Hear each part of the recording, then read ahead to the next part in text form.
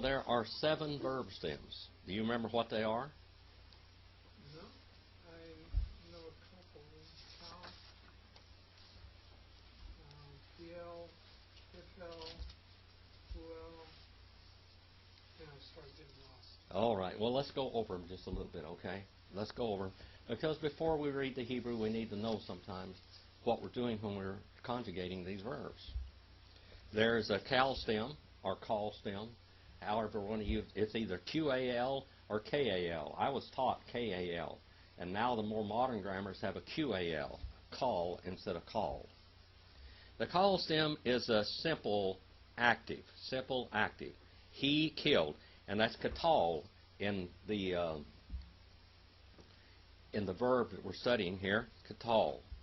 And then we have the cal stem, and then we have the nifal stem. Nifal stem is simple passive. He was killed. And then we have the PL stem. The PL stem, Sharon, do you remember what that stem does? With great force. Huh? With great force, it's intensive active. It's intensive active. He killed brutally. He killed brutally. This is a violent person.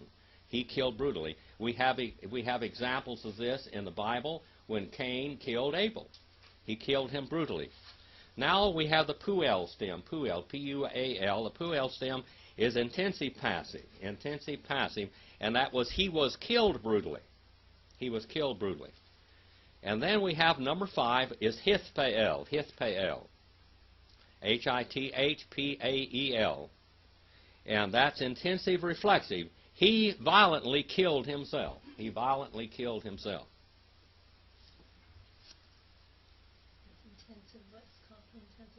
That's intensive reflexive. Intensive reflexive. Sharon was telling me about a person she saw in a store the other day. The woman had scars of gunshot wounds on her, and her cousin or her husband had shot her and had killed himself violently. Had shot her violently and killed himself violently. But she survived, luckily. That's Hithpael. Hithpael. He killed himself violently.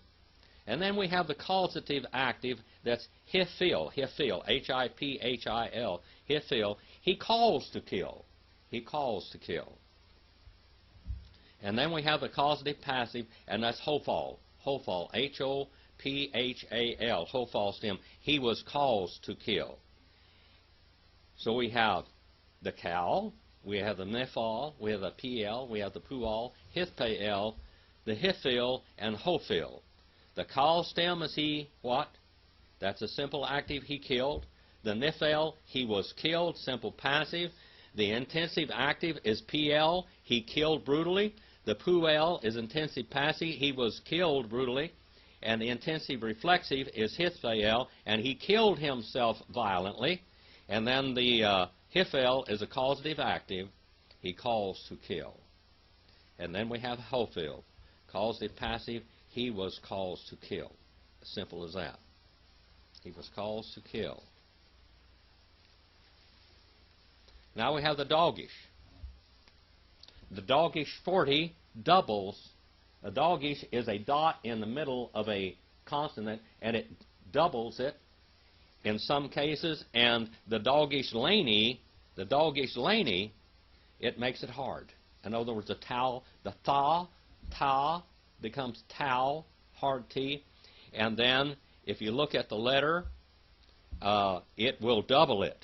It'll be a double lamet, a double resh, a double hay, a double ayam, or a double alif in the word. Did that help you? Just a little bit. In modern Hebrew, they don't quite teach all of this, do they, Roger? No. This is biblical Hebrew. It's totally different than just common, what we call conversational Hebrew. Now let's go back to some biblical Hebrew. 15 and verse 14. In the book of Genesis 15 and verse 14, and we're studying evolution versus creation, creation versus evolution. And Brother Roger, your grandson, I would like for you to get up here and tell the little story about that. Can you come up here and tell the little story that your grandson told you? And this here has a tremendous amount of logic, and we need to take sometimes from the simple children, little children, come jewels. Come over here, brother.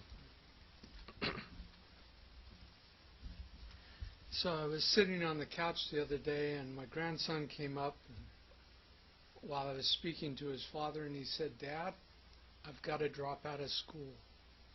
And it took us back. We didn't know what to say, and we thought about it for a while. And then he explained himself. He said, at school, they teach evolution. And since he's been raised to believe in creation, when he expresses himself, they make fun of him, or they doubt him, or they tell him he's wrong. And he feels so strongly about that. It makes him sad that he felt like his only solution was that he would have to leave school.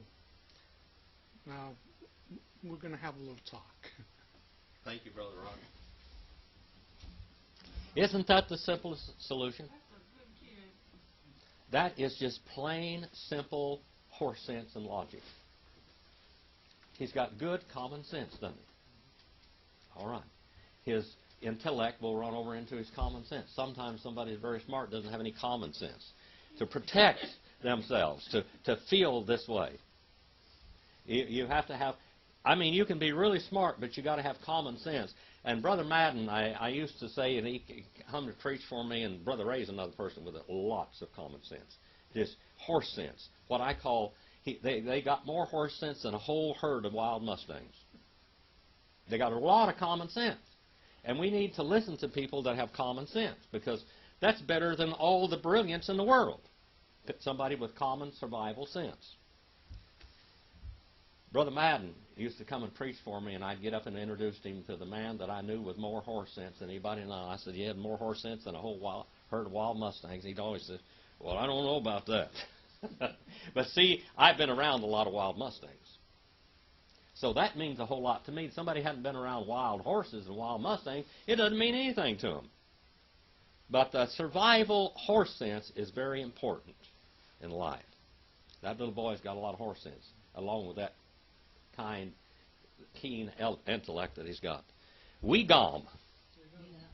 Et hagal asher ya abode. Bodu, that is.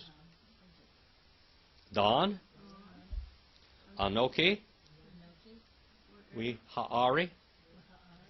Sure, I mean, Marilyn, you're doing real good way back over there. And kin, Yetsu, Berkas, Gadol. Wegom. Tell me a little bit about Wegom, Sharon. Okay, it's What's on the front of Wegom? W, so it'd be an A wa, which is and. That's what part of speech is that? A conjunction. What page is it on in Brown, Driver, and Briggs? 253. 253. Very, very good. Really, really good. Okay. And then gom, that's like a particle, a cumulative particle, isn't it?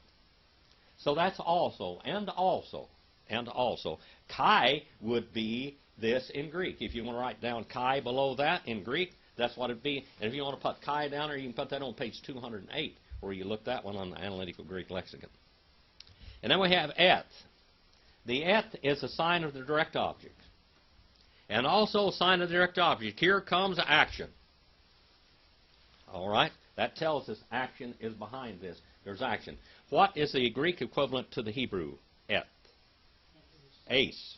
All right? Can you give me the grammatical rule for ace, Sharon? You should start me off. Extension. Or limitation of thought or verbal action. Extension or limitation of thought or verbal action. All right. And that's what the idea is. It's going someplace.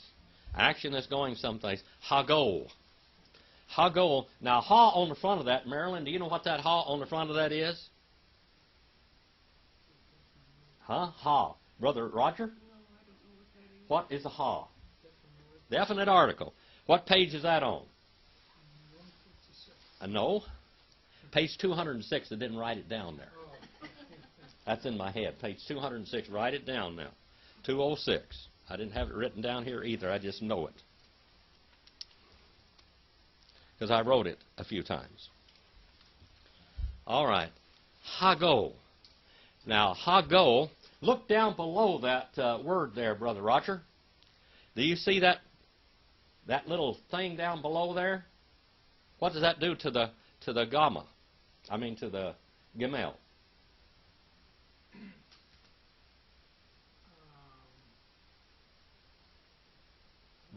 That doubles it.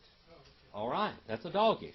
Okay, it doubles this word, so we have haggal, haggal. All right, hago. And we have a wow and a yod at the end of that, don't we? And this go there, that is the Greek ethnos. Ethnos. And that's where we get ethnic backgrounds. This is nations. Nations. The nation. The nation. That word nation there is on page 156, Brown, Driver, and Brigg. Which, a little particle of relation, if you want to write that down. That's a particle of relation or a relative particle. Which, now let's look at this ya'abudu. Ya'abudu. Ya'abudu, it comes from abad in there. See that word, Brother Roger? What's abad mean? What is that? That would be a slave.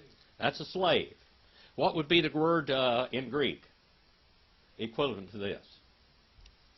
Doulos. Thank you very much, Sharon. You got an A+. Doulos. A doulos means what? A bought and paid for bond servant. A slave that has been bought off the slave block. All right? We're slaves unto Christ, aren't we? Here a while back, they didn't want to say that, and I had a lot of the Southern Baptist literature, Sunday school literature, talked about we're servants of God, we're slaves unto God. And a lot of those teachers would call me, my students don't like being called a slave. Well, I'm like being called the Lord's slave. That's wonderful to be His slave. That's what we talked about this morning. We talked about sanctification last week, and we talked about dead to sin this morning. We talked about all of our lives, the sanctification in our lives. And it says, they shall slave. They shall keep on slaving. It says, and also the nation which they shall keep on slaving for, or to serve, and then, now we have the word Dan, or Dan. The name Daniel, Dan is all from this word right here, Dan, and Dinah is from this word also, the feminine name Dinah. And what does this mean? Do you remember, Sharon? To judge. A judge. It means to judge. Now let's look at this. Brother Roger, can you conjugate or can you decline this verb that we have here? Masculine, singular, Cal participle. So this is kind of like a gerund in English or a participle in Greek also. The participles in Greeks will have a, what we call, it's a verb. It'll be a verb like imperfect, present tense, or whatever, but it also will be conjugated. It's conjugated and declined at the same time, the participles are. The word here would be krino. Krino, ego. Krino, ego is what it would be in Greek, literally. Krino, I judge, I. And then we have the word anoki. Anoki. Anoki is the first person pronoun, I. And then we ahari. We ha'ari. And ahari means afterwards, and we on the front of that means what? That's a conjunction, and, okay? What page is that on? 253. See, those page numbers down there, and that is in Brown, Driver, and Briggs, by the way. And then afterward. Afterward is a like an adverb, okay? It's a word of time. Time in it. Afterward, and then can, it means thusly, surely, truly, can.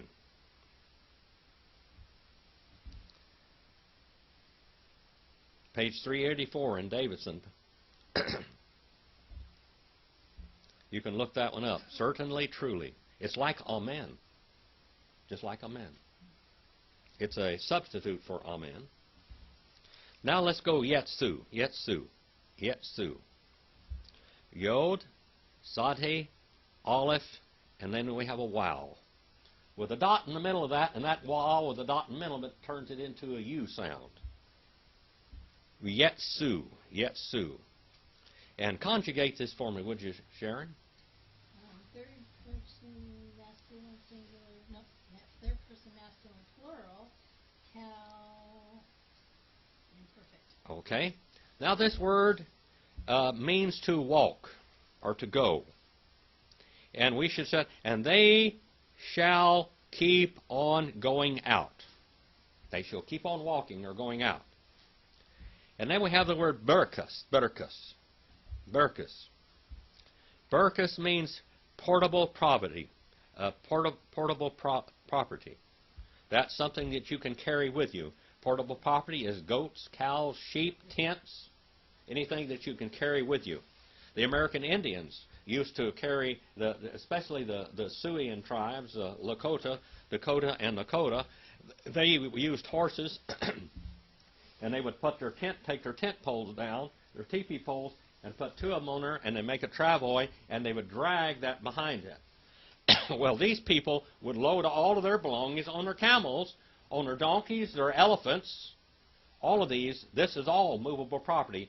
And I want to say this also while we're here studying archaeology and anthropology and history. Some of the people that do not believe in the Bible, Brother Roger, said that the period of time we're talking about here, that there was no way in the world that they had camels in this land. The camels weren't introduced yet. That's what they say. Except now, that was the school or higher criticism, said that. Now they have found coins that are stamped with camels being used as riding animals and as pack animals. Both kinds of camels. So they must have been introduced a lot earlier than what they thought they were. So this is the one thing that if you study archaeology, and we're studying creation versus evolution, remember. So as we come upon these little things, we need to put that down. We find out also that they were using elephants, weren't they? Elephants like a bulldozer. Elephants had been traveling all over, and they had trained elephants, and they had been shipping these animals around. They had been traveling with these animals around. These are one of the largest. This is like a Mack truck carrying stuff. And not only that, but an elephant is not easy to kill, is it? What did Hannibal do? Tried to cross the Alps. He crossed the Alps with the elephants. With the elephants. Because an elephant is not easy to kill. When Alexander the Great went into India, those people were riding elephants, and he was riding horses. And he had a hard time with those elephants because elephants don't die easy.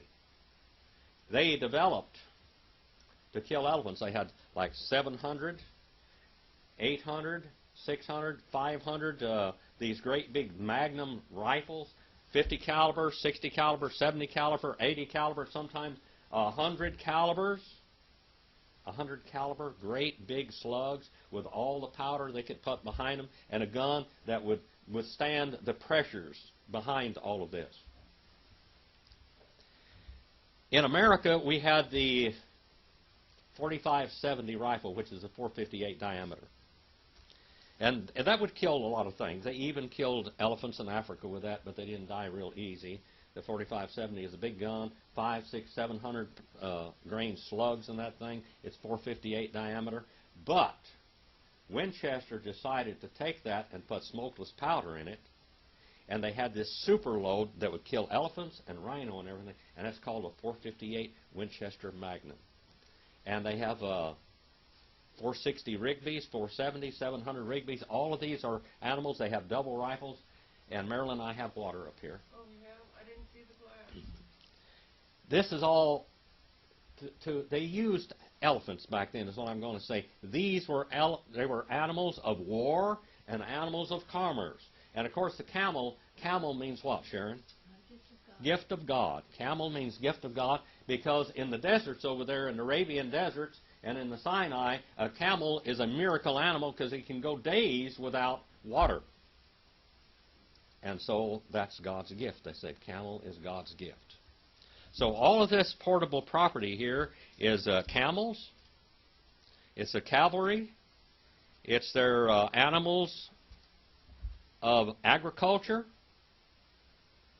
Is their shipping animals.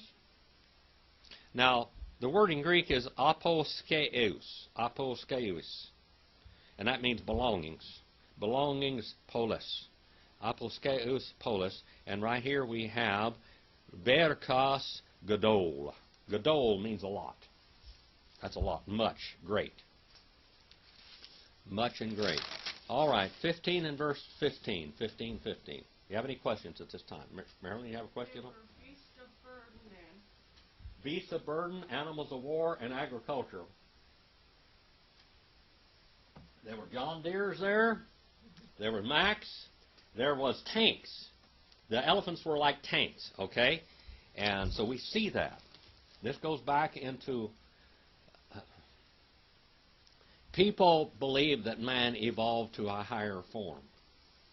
We find out the greatest language that's ever been developed is the Greek language, Koine in Classical Greek. That went on before Christ.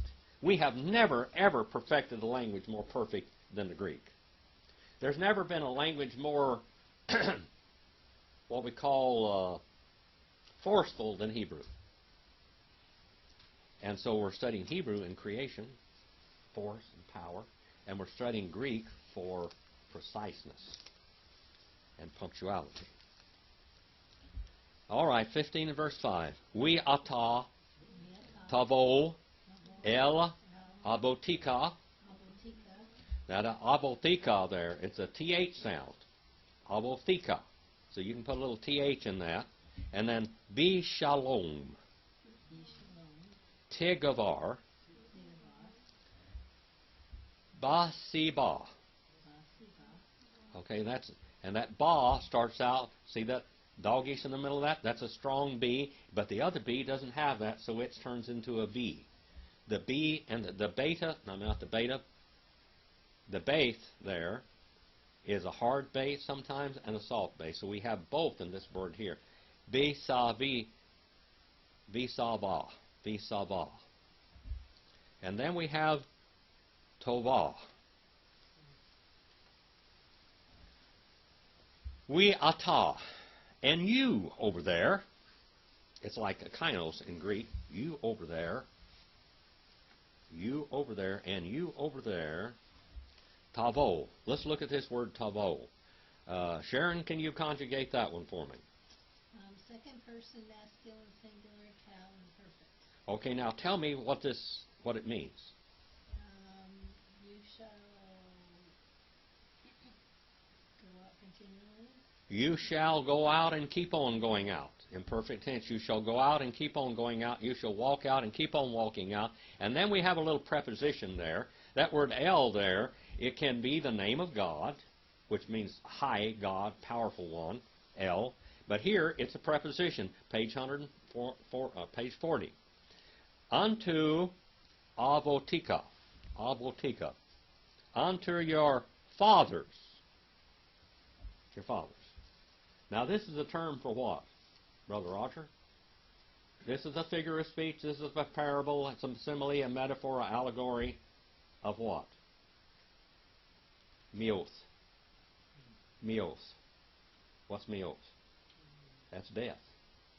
This is a parable of dying. A parable of dying. He's telling you about dying here. And you shall keep on going out unto your fathers. Beshalom. Beshalom. Tell us about Beshalom there. That front, the thing on the front of that is what?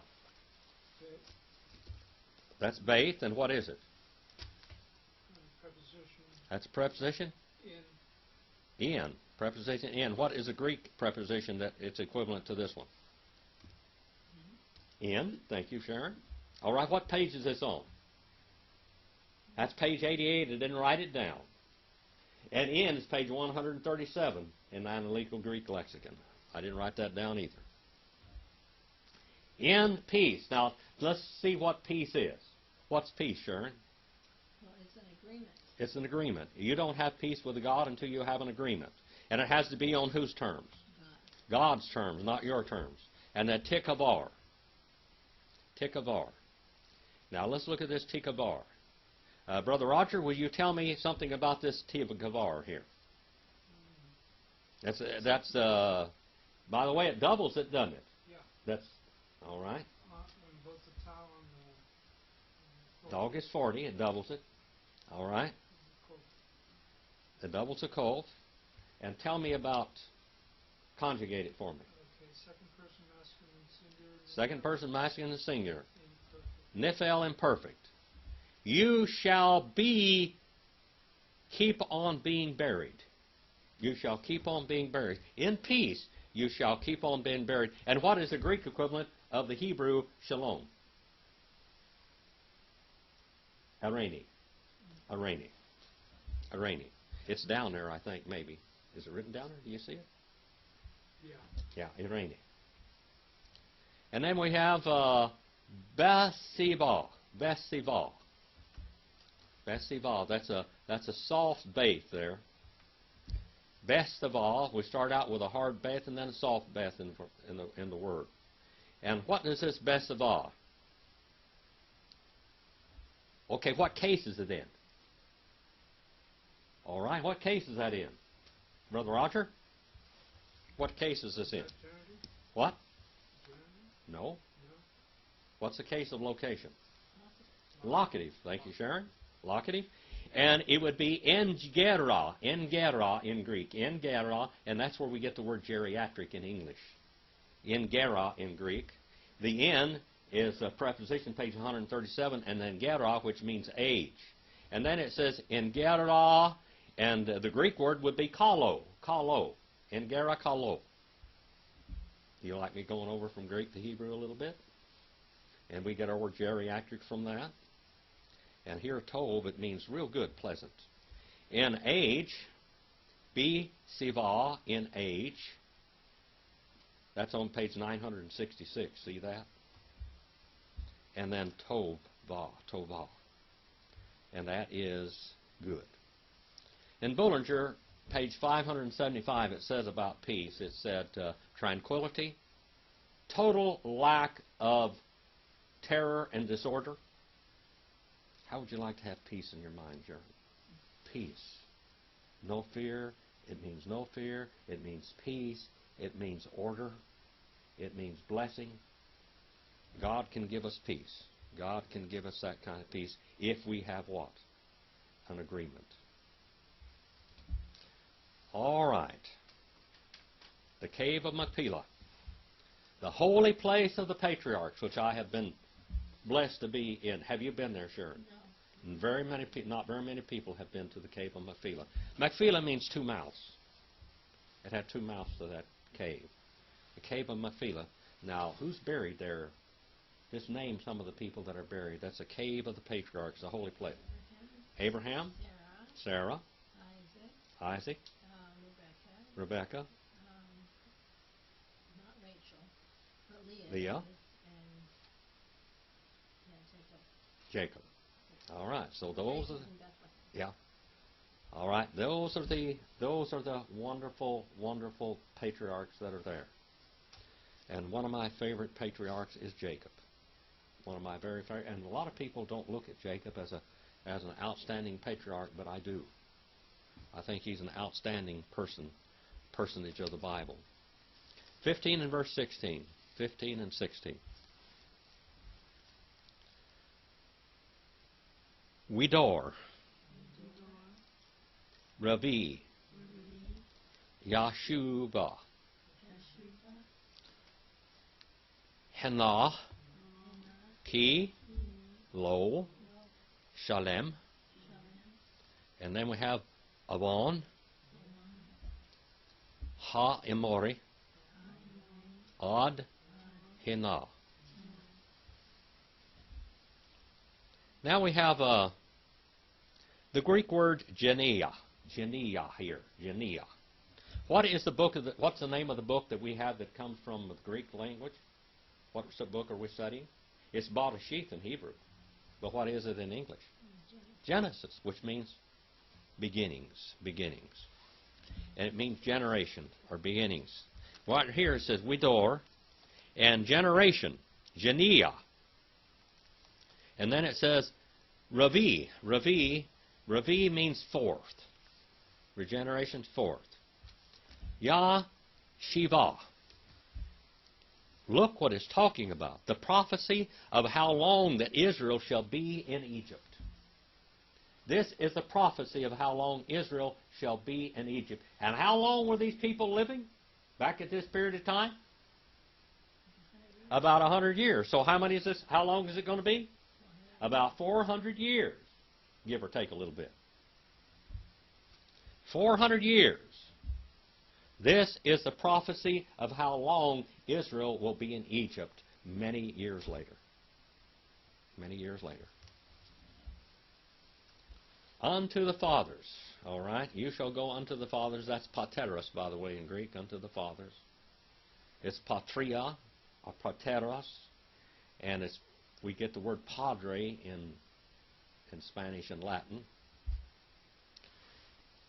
You'll go unto your fathers. And then it says, in generation fourth, they shall return. Look at that word there, Yash Shuvah. Conjugate that one for me, Sharon. Third person, masculine, plural, cal, perfect. All right. And it says, they shall keep on returning. Now in Greek, that's apostrophe sontai. You shall return. You shall return. In the Greek, it says you shall return. In the Hebrew, it says you shall keep on returning. It means and the Hebrew idea is a little different than the Greek verb, because the reason is they are going to you shall return, but in the Hebrew it says you shall keep on going till you're gone out. In Hebrew, it says you shall die and stay dead. That's the idea. You shall die and stay dead. In Greek, it says, and he died. But in Hebrew, you shall die and stay dead. And then we have the word henna. Henna is like an adverb of place, here. Here. And then ki. Ki is because. That's a causative thing there. Ki. Page 467. And then we have an adverb of negation. A lo. Lo. Adverb of negation. And then we have the word shalem. Shalem means what? It means complete. Complete or at peace. Complete or at peace. Now we have the word awan. Awan. Awan there, that means iniquity. This means the iniquity. This is prophecy also. We have a double prophecy here. This is double prophecy. He prophesied that Israel's going to go into Egypt and stay there for how many years? At 400 years, 400-year generations, basically. And now we have the word Avon, and this is the word that in the Genesis, the 3rd chapter, it says that the snake, the Nahash, became evil. Evil. That's the word evil. That's the word thievery. That is the word to conjure up evil, to steal, to lie, to cheat. That's the word here, awan. And then we have the word amari. Amari. The Amari.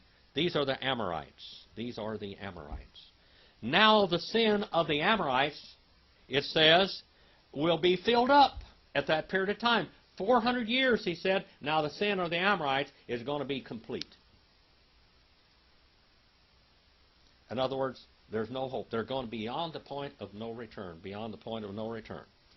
Odd, that means as far as, that's what we call an adverb of place or adverb of time, and then now. Now. And now. Unto now. Ha hamartia. Their sin, they're missing the marks. That's the word chata.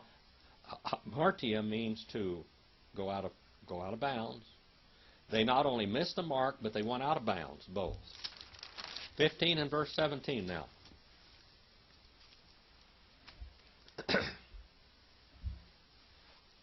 Now we have the Shekinah glory of God passing through this covenant, this barith, this cutting. And we have the word Wahi, Ha-Shamesh, Ba'a, We-Alata, Haya, Wihene, Tanur, Ashan, Wa-Lapid. Look at that pay there. What's it got in the middle of it? What is that, Brother Roger?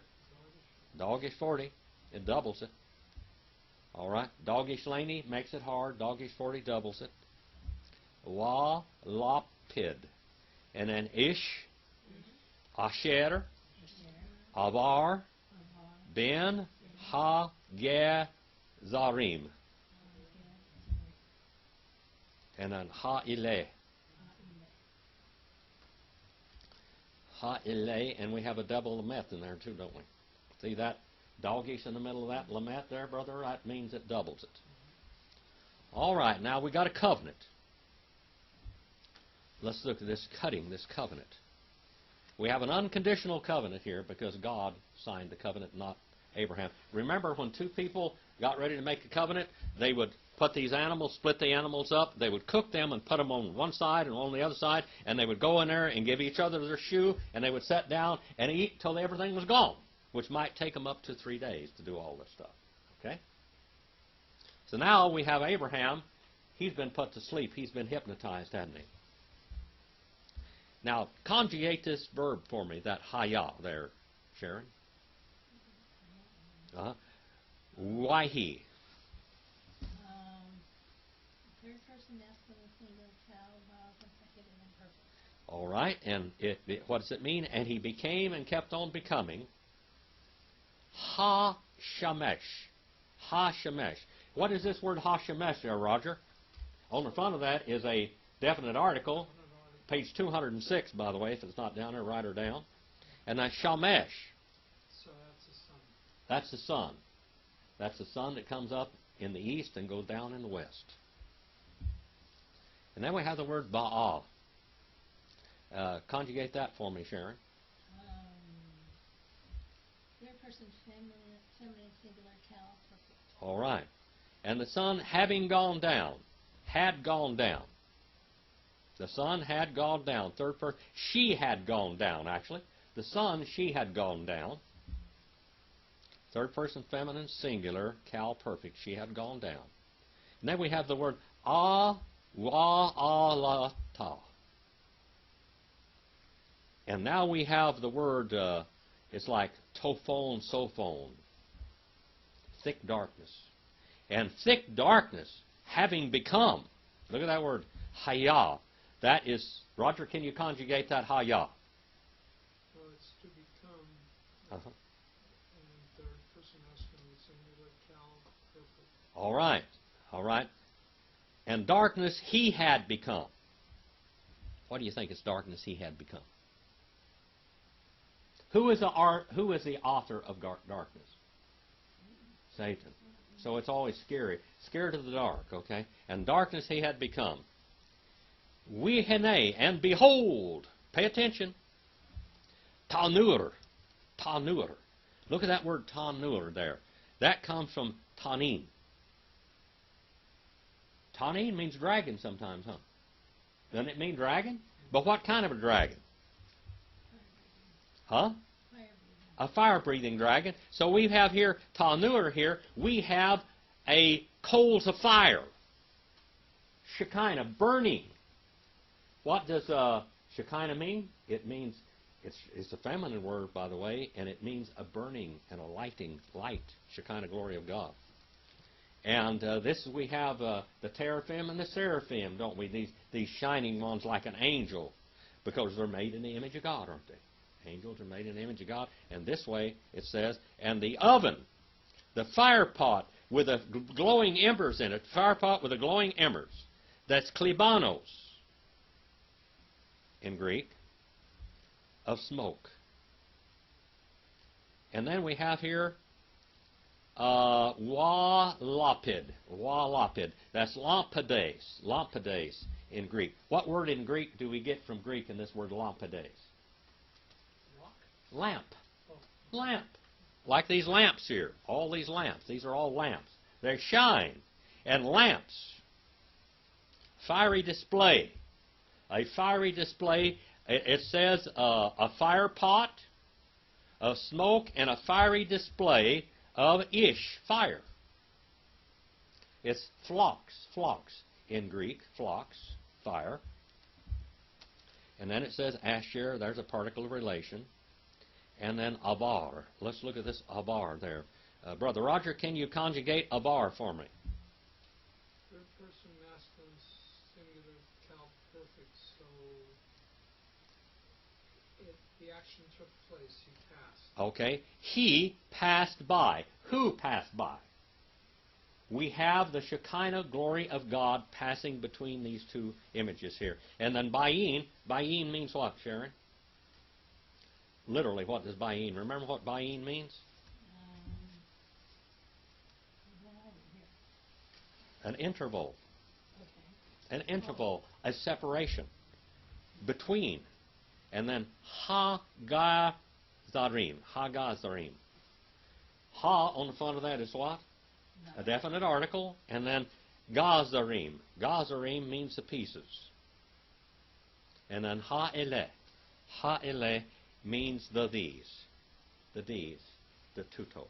The these in Greek. Tato. Tuto. You want to get one more verse tonight? All right. You want one more? Let's look at 15:18. Let's see if you can read this. Bayom. Hahu. Karath. Hadavar. Et. Abram. Bereth. Lemor. Lizaraka. Natati. Et. Haaretz. And then we have Hazoth. Menehar. Mitzrayim. Ad. Ha-Mahar. Ha-Gadol. Mihar. Piroth. Look at that word Hanahar there and Hagadol. Hanahar. Bayom. Bayom. Yom means what? A day. 24 hours. All right? And God reconstructed the earth. Each day was how many? Not a million years or anything like that, but 24 hours. That's Yom. All right? Bayom here, it says, and Ba in the front of that means what? That's a preposition. And what case would it be in, Brother Roger? It would be in Greek. No. It's the locative case. Bayom, in day, the that. Hahu, the that. Hu is like a third-person pronoun and a demonstrative pronoun sometimes. The, definite article, and then karath, karath. Look at this word karath here. That word karath means a cutting, a cutting, a cutting. Third-person masculine singular cal perfect. That he had made a cutting. Jehovah. Jehovah did it. Not Abraham. Jehovah made the covenant, and this is what we call the unconditional covenant. As we look over here, this unconditional covenant was made with Abraham a long time ago, right here in time. This is before the nation of Israel. This is before the law. This is for the Egyptian bondage. And in this verse here in the book of Genesis, what do we have? The prophecy of how long Israel will be in Egypt, 400 years. Now, is that divine or not? Okay? Now, a lot of people, well, that was written many years later. No, it's present tense right here. It's going to happen many years later. And we have the book, but who wrote this book? Moses. Moshe, and Moses wrote the book over here at this period of time, right here. Right there. But Moses didn't live back here, did he? How did he know where all these people went? God told him, He inspired him to write all of, and he wrote the whole genealogies of the human race at that time. Moses didn't know that. I said, well, Moses was supposed to be the writer. Moses was the writer. Now we go way, way back in time. We find out how far back it goes.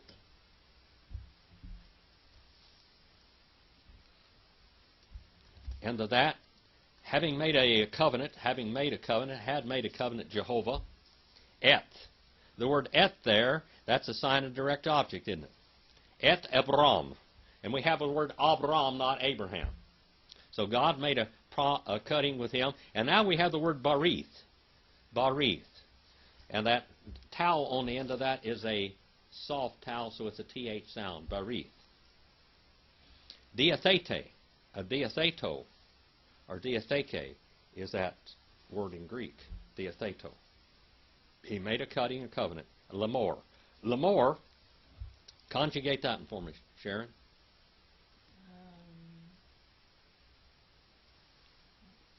Well, it's saying that would be a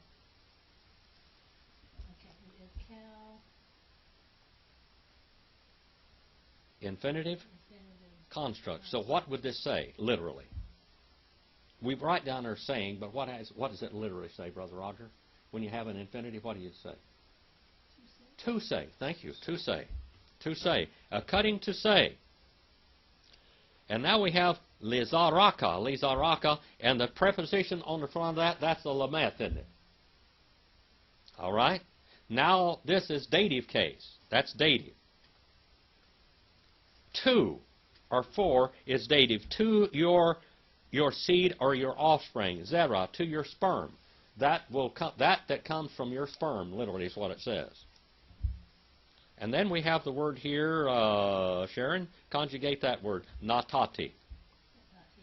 First person construct. Yeah. Singular. Singular cow. All right. I shall have given. Literally, I shall have given. I shall have given. To your seed I shall have given. This is what we call future perfect in the idea, because this is prophecy. And then we have the word et there. Et is a sign of direct object. And then haaretz. This is an old land deed here, Sharon, Maryland. This is an old land deed. This is how long it goes back. This is what we call the Abrahamic covenant. The Canaanite, the covenant of Palestine and Canaan and the Amorites, that all that land is going to belong to Israel, Abraham's son, grandson, one of these days. Hazoth, the this. And then it says menihar. Menihar means from river. That on the front of that, page 581, is the preposition. It's dropped. The nu is dropped, or the neen is dropped off of it. The nun is dropped off of it. I keep getting my Greek and Hebrew crossed up. It's from it, and it's menihar. From river. A Mitzrayim. Mitzrayim. What's Mitzrayim mean, Sharon? Man of red mud and canal banks. What's the Greek word for this, Brother Roger? Egypt. Egyptos. Egyptos. Mitzrayim and Egyptos. From the land of Egypt, the river of Egypt. What river is that? The Nile River. And then Od. That is as far as, that's a little adverb of place, as far as Ha-Nahar, the river, the great river Euphrates. So all of that land between the Nile and the Euphrates River one of these days is going to become Israel's. That's a promise. Hasn't happened yet. Not yet. It hadn't happened yet. Hadn't happened yet. Where did we begin today? Does that have to happen before the rapture?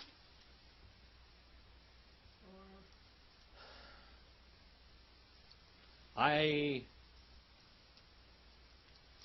I don't believe it's going to happen before the rapture at all. you think this is going to be in the millennium? Let's go back. Yeah, this is a millennial promise. This, the promise, will be the millennial promise, but I'm going to tell you something more than that. Israel will have the whole earth. The whole earth will come up to it. But the earth is going to be changed, isn't it? The whole topography of the earth would be changed, and everybody will come up to Jerusalem to serve God by compulsion. Now, we know that we live in the church age here. Israel doesn't have it. Israel became a nation May the 14th, 1948, but she has never possessed this land. Back in the 1800s, we have Zionism beginning, and they began to buy up a crescent-shaped piece of land in Palestine. And it became the nation of Israel. Because they said, we have to have a homeland. They never, whatever land they set their feet in was not their land. It was always taken away from them. They were always imposters. Of course, they weren't real good fellers to get along with sometimes.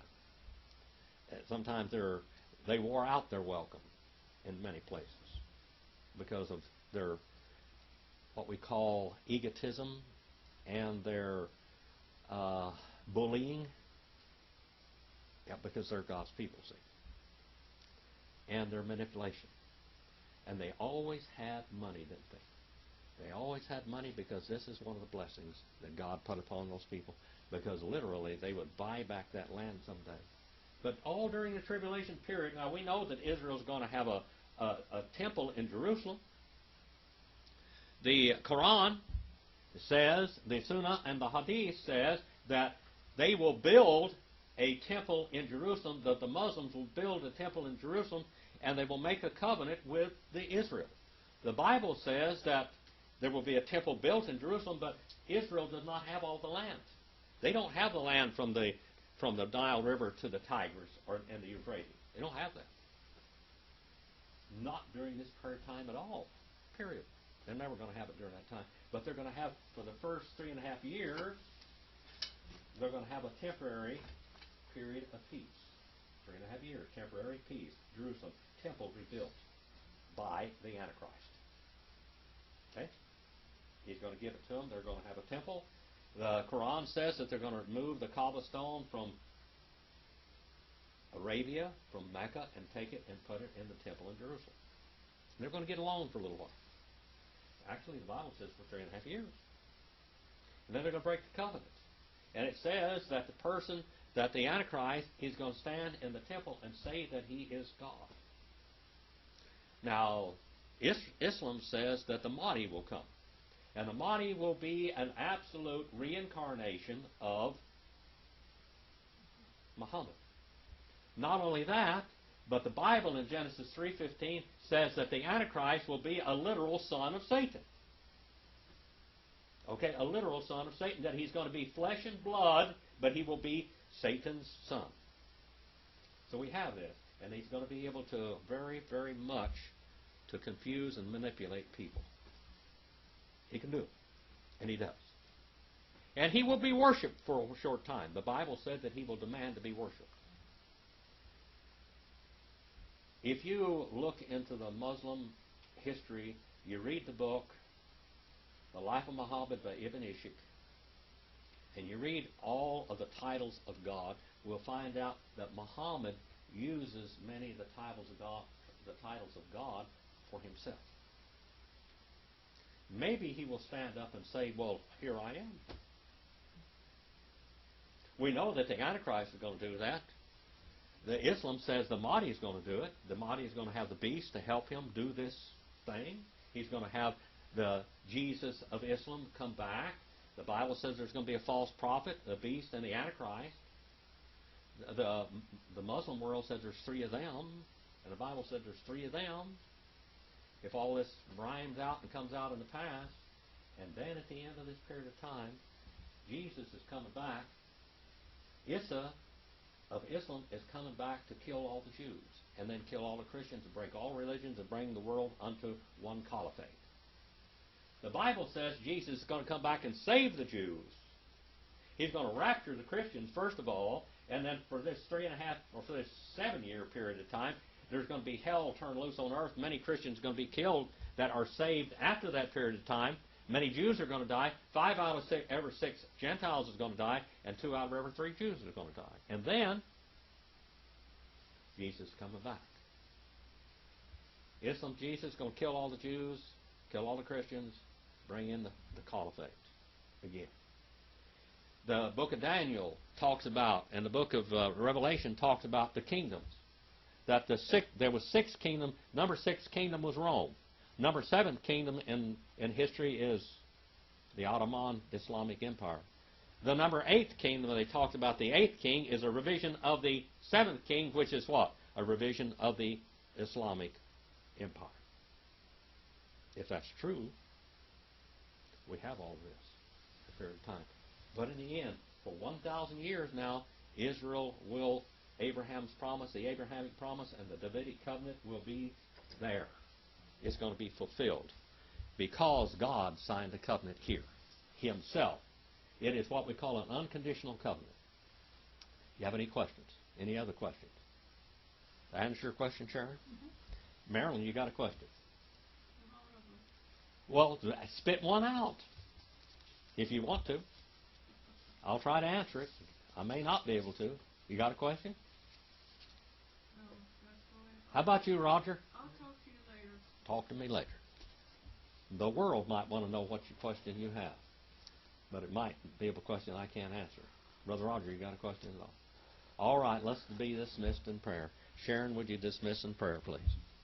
Well, Father, I just thank you for this another opportunity to learn your word and to learn that you have it all planned out, you have it all taken care of, you have all the details, you've seen them, and you have a plan, and you will carry out your plan, Lord, and that just gives us such great confidence in this time of upheaval in the world. And Lord, I just ask that you just continue to bring forth your plan for us. In Jesus' name, amen.